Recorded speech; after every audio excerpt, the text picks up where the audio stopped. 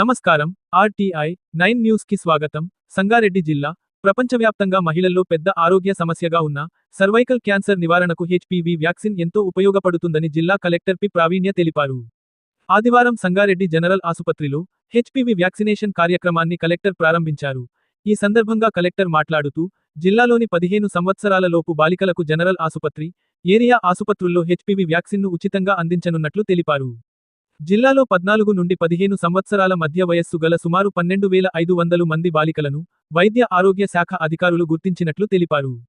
ఈ బాలికలందరికీ ప్రజాపాలన, ప్రగతి ప్రణాళిక 99 రోజుల కార్యక్రమం కాలంలో ఉచితంగా వ్యాక్సినేషన్ నిర్వహించనున్నట్లు వెల్లడించారు. బాలికల ఆరోగ్యం దృష్టిలో ఉంచుకుని తల్లిదండ్రుల సమక్షంలోనే ఈ వ్యాక్సిన్ అందించడం జరుగుతుందని కలెక్టర్ తెలిపారు. క్యాన్సర్ రహిత సమాజ నిర్మాణం కోసం ఈ కార్యక్రమాన్ని విజయవంతం చేయడంలో ప్రజలు సహకరించాలని పిలుపునిచ్చారు. ఈ నేపథ్యంలో ప్రభుత్వం చేపడుతున్న ఈ వ్యాక్సినేషన్ కార్యక్రమాన్ని ప్రతి ఒక్కరూ సద్వినియోగం చేసుకోవాలని కోరారు. ఈ కార్యక్రమంలో జిల్లా వైద్య ఆరోగ్య శాఖ అధికారి డాక్టర్ వసంతరావు, వైద్య ఆరోగ్య శాఖ అధికారులు, సిబ్బంది తదితరులు పాల్గొన్నారు.